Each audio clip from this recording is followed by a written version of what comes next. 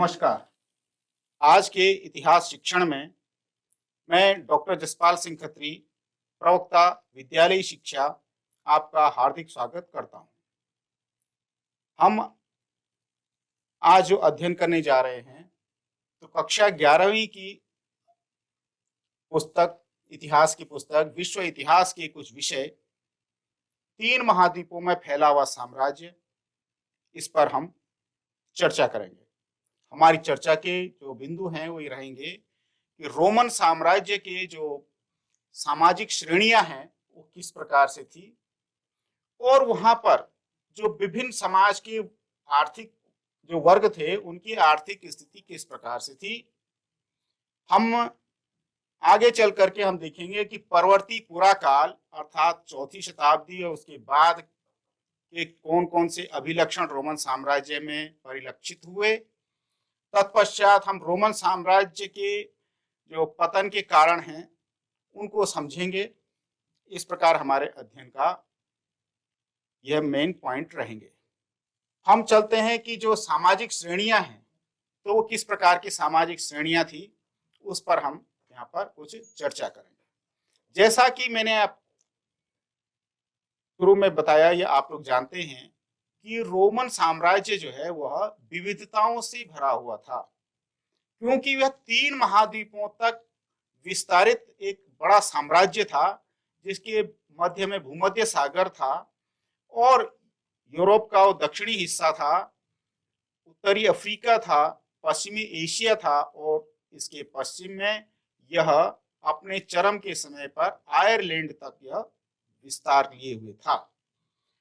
तो एक इतिहासकार हुए टैसिटस, उन्होंने कुछ श्रेणियां उसकी बताई है कि उनका समाज में, रोमन साम्राज्य में जो समाज था उसके कितने प्रकार के वर्ग हुआ करते थे। तो पहले उसने कहा है कि सीनेटर, तो सीनेटर ऐसे लोग थे जो कि रोमन साम्राज्य में जब रोम गणतंत्र हुआ करता था, तो उस समय जो रोम के संभ्रांत नागरिक होते थे, जो धनवान होते थे, कुलीन लोग होते थे, उनकी एक सभा होती थी जिसको सीनेट कहा जाता था। यह सीनेट सम्राटों का चयन करती थी और सेनाओं का नेतृत्व करती थी। इसलिए रोम के समाज में सेनेटरों का सर्वोच्च स्थान था। उनके पास शक्ति, सामर्थ्य, संपदा ये सबसे अधिक थी, और वो समाज में सबसे सम्मानित वर्ग था। इसके अलावा जो अगला वर्ग उन्होंने बताया कि जो धनी संपदा वाला वर्ग था, ऐसे धनी व्यापारी थे, ऐसे नए लोग थे जिनको कि जब साम्राज्य का विस्तार हुआ, तो जो इटली के अतिरिक्त जो प्रांतों के लोग थे, जो नए प्रांत बने, उनमें ऐसा वर्ग जो कि रोमन सम्राट को कर संग्रहण करने में सहायता प्रदान करते थे, उनकी सहायता से रोम को कर प्राप्त होता था। ऐसे नए वर्गों को का उदय जो है रोमन साम्राज्य में हुआ, तो धीरे धीरे उनको बाद में सीनेट में भी शामिल कर लिया गया था। ऐसे उनका वर्ग है। इसके अलावा कई ऐसे वर्ग थे जो सम्मानित वर्ग थे, जिसमें कि न्यायाधीश थे, सैनिक थे, पुजारी थे, अध्यापक थे, वैद्य, डॉक्टर इत्यादि थे, धनी व्यापारी थे। ऐसे सम्मानित वर्ग थे। इसी प्रकार से कुछ ऐसे कुलीन घरों पर आश्रित ऐसे लोग थे जिनकी आय जो है राज्य से मिलती थी। तो राज्यों के विभिन्न प्रकार के अधिकारी, कर्मचारी ऐसे लोग थे। वो भले उत्पादन और कृषि के कार्यों में नहीं थे, किंतु वह जो है इस प्रकार से कुलीन घरानों पर आधारित थे। सैनिक वर्ग भी जो है इसी वर्ग प्रकार के वर्गों में आता था। इसके अलावा एक वर्ग ऐसा था जिसको फूहड़ वर्ग कहते हैं, जो खेल तमाशे इत्यादि देखते थे, काम धाम कुछ करते नहीं थे। आज भी समाज में ऐसे कई लोग मिलते हैं जो बिल्कुल कुछ काम धाम नहीं करते हैं, मुफ्त खोरी में जीते हैं और अनावश्यक कार्यों में, फिजूल कार्यों में लगे रहते हैं। ऐसों को हम फूहड़ वर्ग कहते हैं। और सबसे अंतिम वर्ग जो उसमें माना गया है वो दासों का माना गया है, जिनकी स्थिति समाज में बहुत ही निम्नतर थी, जिन पर क्रूर अत्याचार किए जाते थे और वो लोग बंधुआ मजदूर की भांति कार्य किया करते थे। तो जो परवर्ती रोमन साम्राज्य है जिसकी हम चर्चा कर रहे हैं, तो परवर्ती रोमन साम्राज्य में जो अभिजात वर्ग था वो बहुत अधिक धनवान हो गया था। तो धनवान कितना हो गया था कि बाद के जो वर्ग था, जैसे अभिजात वर्ग के साथ जो नए लोग आए थे, जिनके बारे में हमने कहा कि जो प्रांतों के ऐसे लोग थे जो सम्राट के लिए कर संग्रहण किया करते थे, उनको यहाँ शामिल किया गया था। तो वो सब मिल करके अभिजात वर्ग में आ गए थे और इस वर्ग के पास जो संपत्ति थी वो बहुत अधिक थी। इसी प्रकार जो मध्यम वर्ग था, इसमें नौकरशाही और सेना की सेवा से जुड़े हुए लोग थे। इनमें कुछ जो धनी जो व्यापारी थे वो लोग भी इसमें शामिल थे, और जो धनी किसान हुआ करते जिनके पास बहुत सारी खेती होती थी और दासों के माध्यम से वो खेती कराते थे, ऐसे लोग जो है अधिकांश लोग पूर्वी प्रांतों के निवासी थे। तो ये बहुत बड़ा वर्ग था। और विद्वान जो है जो टैसिटस हुए, उसने इन टैसिटस ने इस सामान्य मध्यम वर्ग को जो सीनेट ग्रह के आश्रित हैं, यानी ऐसा बताया कि ये लोग सीनेट पर निर्भर हैं, उनकी जो आय है वो सरकार से आती है। तो इनका भी एक अच्छी संख्या में थे और इनको बड़ी मात्रा में सरकारी सेवा से बड़ी आय मिलती थी। लेकिन जो निम्नतर वर्ग है ये सबसे बड़ा समूह था इस पूरे रोमन साम्राज्य में, और इनको जो है ह्यूमिलियोरिस कहा जाता था, यानी निम्नतर वर्ग।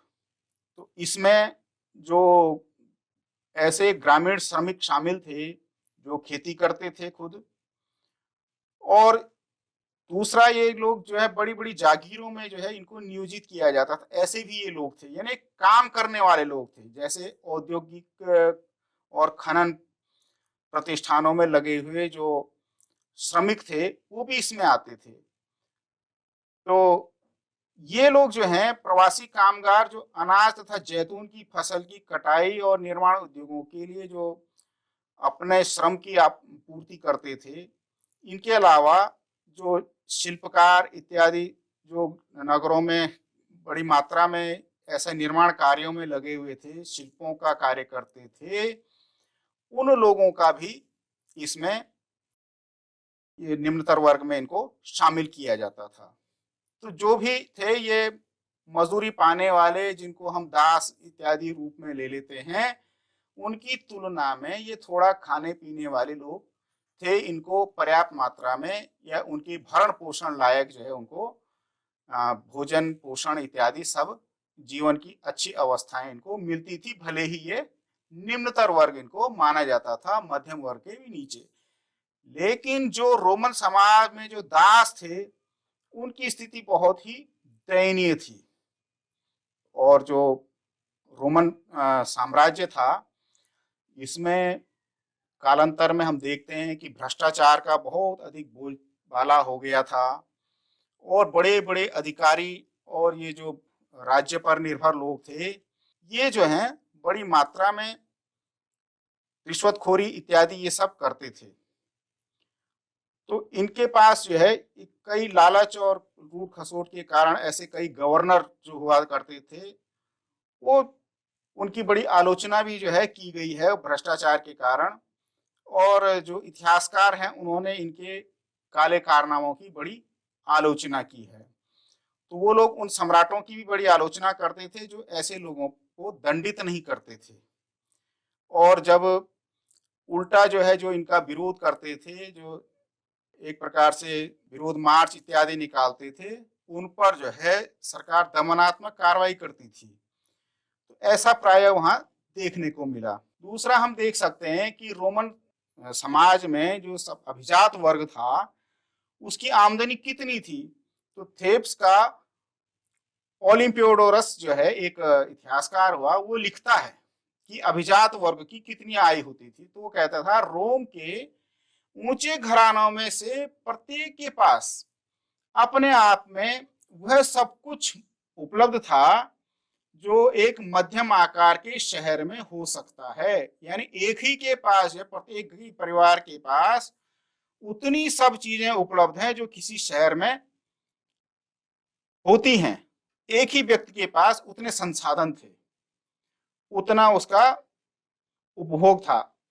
एक घुड़दौड़ का मैदान, यानी एक परिवार के पास, एक रोमन अभिजात वर्ग के परिवार के पास, इसको हिपोड्रोम कहते हैं, ऐसे घुड़दौड़ का मैदान जिसको हम इंग्लिश में रेस कोर्स कहते हैं, तो ये हमारे देश में भी कई स्थानों पर हम जानते हैं कि वहां पर रेस कोर्स नाम की जगह होती है, हर एक शहरों में मिल जाएंगे जहां पर उपनिवेशिक अंग्रेजों का शासन रहा।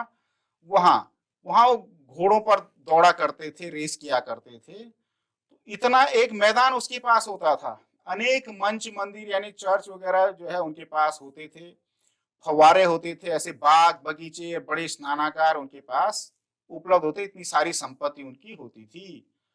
और जो उनकी इनकम थी अपनी संपत्ति पर, वो 4,000 पाउंड सोने की इनकम थी एक साल में। एक साल में 4,000 पाउंड सोने के बराबर उनको आमदनी मिलती थी। लेकिन ये विशुद्ध आमदनी थी। इसके अलावा भी उनकी आमदनी थी जो कि उनको जो खेती के द्वारा जो उन्होंने अनाज बेचा है या शराब का उत्पादन करके उसको बेचा है, या कोई बाग बगीचे या जैतून का तेल भी अगर उन्होंने कारखाना बना रखा है, वो भी अगर वो बेचते हैं तो उससे भी उनको अतिरिक्त आय प्राप्त होती है।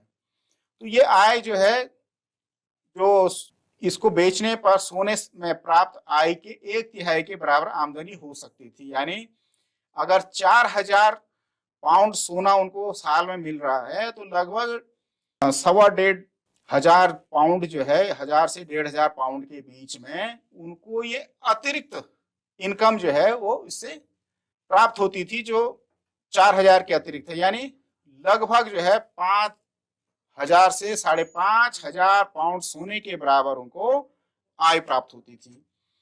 और रोमन के जो उससे अभिजात से नीचे की जो वर्ग है, जिसमें सरकारी, मैंने आपको बताया कि जो नए अभिजात वर्ग थे जो उसमें शामिल हुए, बड़े धनी व्यापारी लोग थे, उनकी आय भी बहुत अधिक थी। उनकी आय भी 1,000 से लेकर के 1,500 पाउंड सोना उनकी आय थी।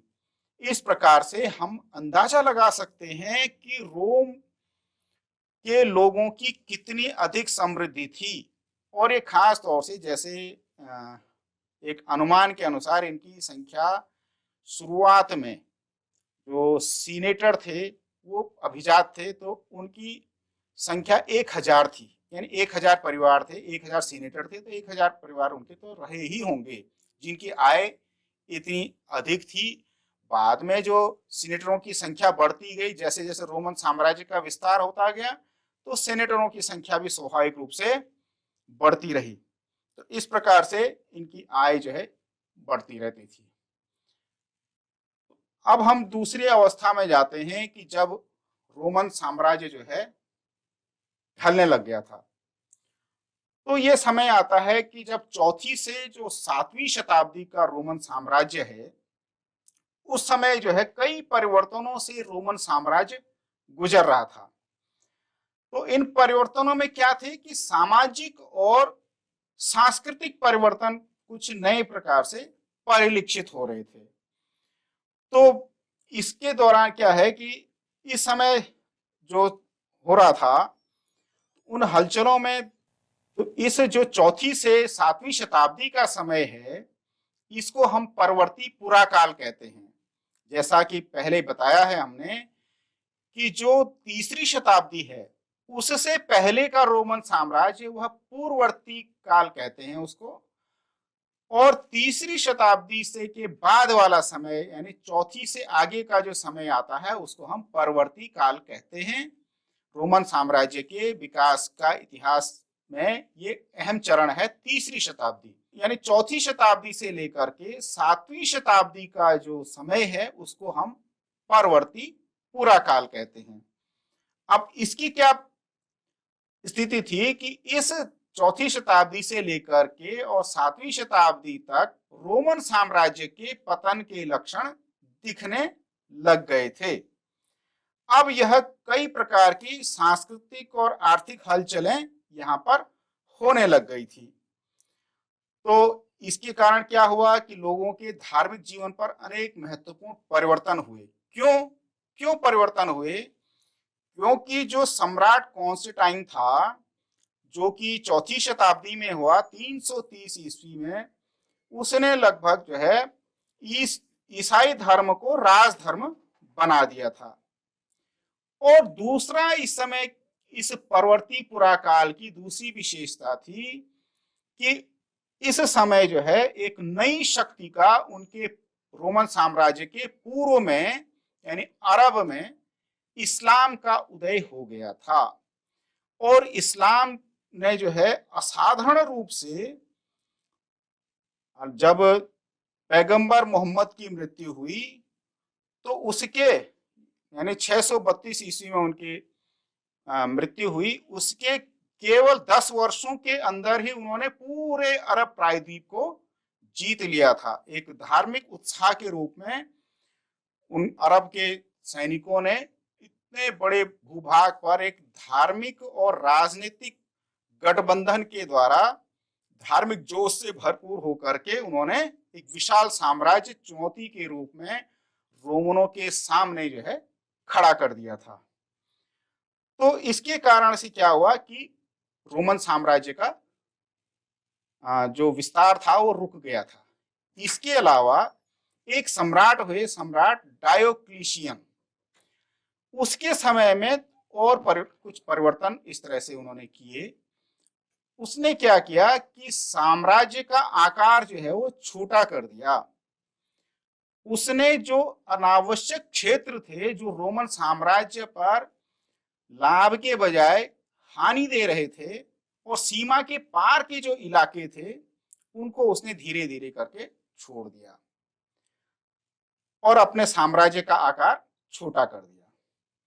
उसने जो रोमन साम्राज्य की सीमा है उसको सुरक्षित करने के लिए उसने किले बनाए, और वहां पर जो सेनापति जो नियुक्त किए हुए थे उनको विशेष अधिकार उसने प्रदान कर दिए थे। तो ये कुछ उसके द्वारा परिवर्तन किया गया। तो इस प्रकार से परवर्ती पुराकाल में दो सम्राटों का इसमें बड़ा उल्लेखनीय योगदान है। एक सम्राट डायोक्लिशियन जो कि 284 से लेकर के 305 ईस्वी के समय पर हुआ, और उसने इस प्रकार से एक व्यापक परिवर्तन करने की कोशिश की जिससे कि रोमन साम्राज्य को नियंत्रण में रखा जाए और उसको बचाया जाए।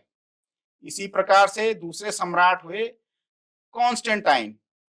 तो इन्होंने जो परिवर्तन किए उसमें से दो परिवर्तन उसके महत्वपूर्ण हैं, जिसको हम इस प्रकार से समझते हैं कि उसने जो है, क्योंकि उस समय स्पेन की खानों से चांदी की जो आपूर्ति होती थी वो कम होनी शुरू हो गई। इसके कारण से उनको वैकल्पिक तौर पर अब चांदी के स्थान पर मुद्रा के प्रयोग के तौर पर सोने का इस्तेमाल उन्होंने करना प्रारंभ किया। तो सम्राट कॉन्स्टेंटाइन ने एक सोने का सिक्का जारी किया जो कि 5.5 ग्राम सोने के बराबर था, जिसको सॉलिड्स कहा जाता था, वो उसने प्रारंभ किया। दूसरा कार्य उसने क्या किया कि एक नई राजधानी बनाई जिसका नाम था कोस्तुनतुनिया, जिसको उसने अपने नाम पर कॉन्स्टेंटिनोपल ऐसा नाम दिया, जो आज तुर्की में पड़ता है और जिसका वर्तमान नाम जो है इस्तांबुल है। तो तुर्की के पश्चिमी हिस्से में है। यह जो है एक यूरोप की दिशा में पड़ता है और तुर्की का अधिकांश भाग जो है वो एशिया में है। तो तुर्की ही एकमात्र विश्व का ऐसा देश है जो दोनों महाद्वीपों में आता है। तो आर्थिक विकास जो है, जो जस्टिनियन हुए उनके समय में बड़ी तेजी से जो है जो आर्थिक विकास है वो होना शुरू हुआ, और कई प्रौद्योगिकी जो है उसमें मिलने शुरू हुई। कई औद्योगिक प्रतिष्ठान और ग्रामीण उद्योग धंधे उसने पर्याप्त मात्रा में, जो पुराने जमींदार थे उन्होंने उसमें पूंजी लगाई, और जिसके कारण दोबारा से रोमन साम्राज्य जो कि पहली और दूसरी शताब्दी में अपने चरम पर था, उसको दोबारा से प्राप्त करने की कोशिश की। एक रेवेना की ये पच्चीकारी का चित्र है जिसमें सम्राट जस्टिनियन को दिखाया गया है, जो 547 ईसा पूर्व का इस प्रकार से है। ये सम्राट कॉन्स्टेंटाइन की एक विशाल मूर्ति है।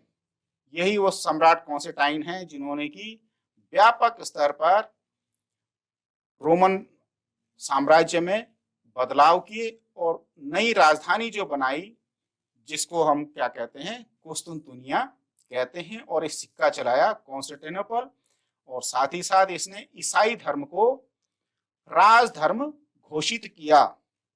और आप जानते हैं कि ईसाई धर्म को राजधर्म बनाए जाने के कारण दासों को अपने पास रखना जो है वैध हो गया, और भी कई कारण हैं कि अब इस्लाम के सामने एक बड़ा, जो ईसाइयों के लिए एक बड़ा साम्राज्य जो है वो खड़ा होकर के सामने आया चुनौती के रूप में।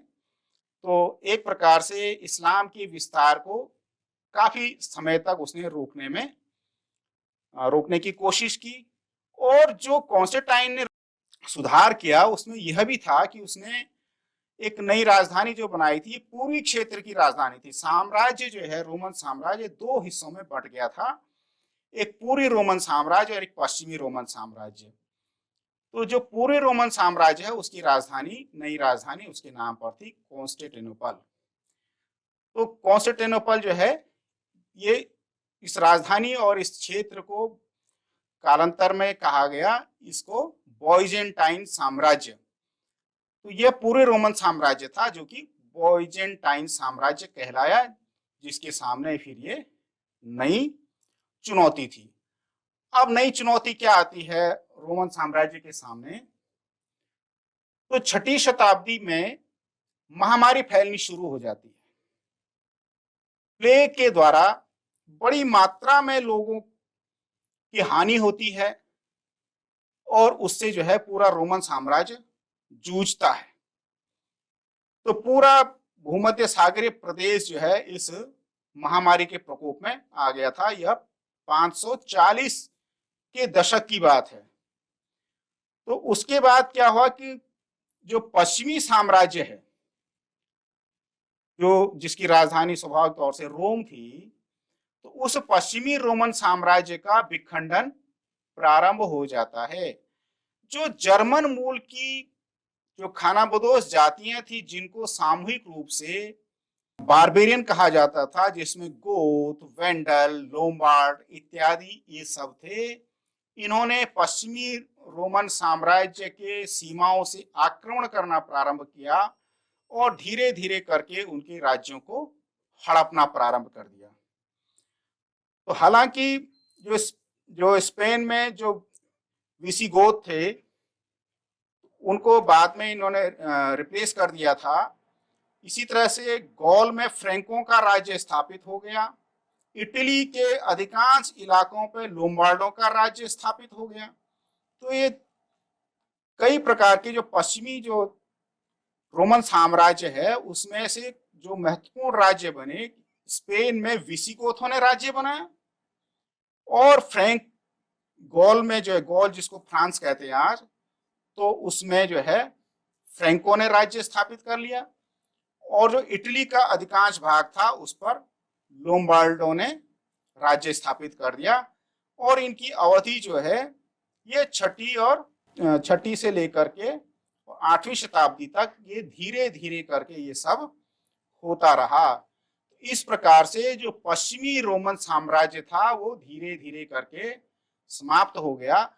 आधुनिक समय पर भी जो हम देखते हैं जो राज्य हैं, चाहे वो फ्रांस हो, जर्मनी हो, पुर्तगाल हो, स्पेन हो, ये सभी जो है इसी पश्चिमी रोमन साम्राज्य के हिस्से थे। तो अब जो बारी आई पूर्वी रोमन साम्राज्य की, तो उनके सामने जो है एक बड़ी शक्ति सामने आ गई थी, जो अरबों की शक्ति थी। तो अरबों ने जो है अपनी शक्ति पहले तो अरब प्रायद्वीप में बढ़ाई। तो 632 से लेकर के 642 तक उन्होंने पूरा अरब प्रायद्वीप जीत लिया। और जो ग्रेट 4 खलीफा हुए उनके समय में उन्होंने जो जितने भी ये पूर्वी इलाके थे बाइजेंटाइन साम्राज्य के, उन पर जो है इन्होंने आक्रमण करना शुरू कर दिया। हालांकि कुछ सम्राटों ने जो है उसको रोकने की कोशिश की, कई बार उनके साथ संघर्ष किया, लेकिन 711 से लेकर के 720 के समय में उन्होंने इतना शक्तिशाली आक्रमण किया कि पूर्वी रोमन साम्राज्य उस आक्रमणों को सहन नहीं कर सका और धीरे धीरे करके यह उनके हाथ से निकल गया। तो जिसको कि हम कहते हैं एक प्रकार से जो ये राजनीतिक क्रांति के रूप में अरब आए, इस्लामी शक्ति आई, उसने एक व्यापक परिवर्तन जो है पूरी दुनिया में किया और एक बड़ा धार्मिक शक्ति पर आधारित एक नया साम्राज्य खड़ा करके दिया, जिसके आगे 3 महाद्वीपों में फैला हुआ यह रोमन साम्राज्य जो है वो धीरे धीरे करके विलुप्त हो गया। तो ये नक्शे में भी हम देखते हैं कि मक्का मदीना जो अरब का प्रायद्वीप है, यहाँ से यह फैला और इसने धीरे धीरे करके फारस, ईरान और जो जिसको हम इराक मेसोपोटामिया कहते हैं वहां तक विस्तरित हो गया। कुस्तुनतुनिया पर अरबों ने जो है, जैसे तुर्कों ने जो है तुर्कमेनिस्तान के जो तुर्क जाति थी उसने इस्लाम स्वीकार कर लिया, तो उन लड़ाकों ने जो है तुर्की को जीत लिया। इस प्रकार से जो भी ये कुस्तुनतुनिया जो जहां पर आप देख रहे हैं, जो कभी पूरी रोमन साम्राज्य की राजधानी हुआ करती थी, उसको उन्होंने जीत लिया। तो इस प्रकार से हम देखते हैं कि धीरे धीरे करके रोमन साम्राज्य जो है वो विखंडित हो गया। एक विशाल साम्राज्य जिसने कि अपने राजनीतिक शक्ति के द्वारा उतने बड़े क्षेत्र को अपने शहरी केंद्रों के माध्यम से नियंत्रित किया और उसने अपने व्यापार और अर्थव्यवस्था के बल पर इतनी अधिक समृद्धि खड़ी की कि वहां के नागरिक बहुत अधिक धनवान थे और उनकी आय वर्तमान समय में भी हम कल्पना कर सकते हैं कि इतने धनी लोग जो हैं वो इस रोमन साम्राज्य में रहते थे। तो हम जानते हैं कि रोम व ईरान में जो ससानी वंश के साथ युद्ध हुआ, तो 7वीं शताब्दी में वो पूरी रोमन साम्राज्य बिल्कुल ही जो है जो बाइजेंटाइन साम्राज्य था वो समाप्त हो गया और बाइजेंटाइन के साम्राज्य पर अरबों ने अधिकार स्थापित कर लिया। इस अध्याय में हमने रोमन साम्राज्य की विभिन्न प्रकृतियों के बारे में पढ़ा, उसके आर्थिक स्थिति के बारे में पढ़ा। हमने जो है जो परवर्ती रोमन साम्राज्य है तथा उसके पतन की स्थिति को हमने इसमें अध्ययन किया। तो रोम का एक प्रकार से हमने इसमें अर्थव्यवस्था भी देखी और सामाजिक व्यवस्था भी हमने इसमें अध्ययन किया। अब आपके लिए कुछ गृह कार्य इसमें है कि आपने देखना है कि इस अध्याय को पूरी तरह से ध्यानपूर्वक पढ़ना है और रोमन साम्राज्य की का जो समाज है वो और उसकी अर्थव्यवस्था आपकी दृष्टि से उसमें जो आधुनिक दर्शाने वाले जो आधारभूत अभिलक्षण हैं वो कौन कौन से हैं, उनका चयन करना है। दोबारा से समझेंगे कि आज से 1700 वर्ष पूर्व रोमन साम्राज्य था। उस साम्राज्य में जो उनकी अर्थव्यवस्था थी वो कैसी थी, जिससे कि हम उसको आज की अर्थव्यवस्था से उसकी तुलना कर सकते हैं कि वो आधुनिक तत्व हैं जो आज भी हमको दिखाई देते हैं और रोमन साम्राज्य की अर्थव्यवस्था में भी दिखते थे। इसी प्रकार से समाज के भी वो कौन से तत्व हैं, जब हमारा समाज इतना आगे बढ़ गया है, इतना एडवांस हो चुका है, हमारी नई नई प्रवृत्तियां उभर करके आई हैं, तो हमको वो आधुनिक दर्शाने वाले, क्योंकि रोमन साम्राज्य में मैंने आपको बताया कि रोमनों की आर्थिक स्थिति बहुत उन्नत थी, उनके पास बहुत व्यापक रूप से संसाधन उपलब्ध थे। वो किस प्रकार से उन संसाधनों का अपने रोजमर्रा की जिंदगी में कैसे उनका उपभोग करते थे, वो कौन सी प्रवृत्तियां थी जिनका आपने उसमें अध्ययन करना है। आपने रोमन साम्राज्य का अध्ययन किया।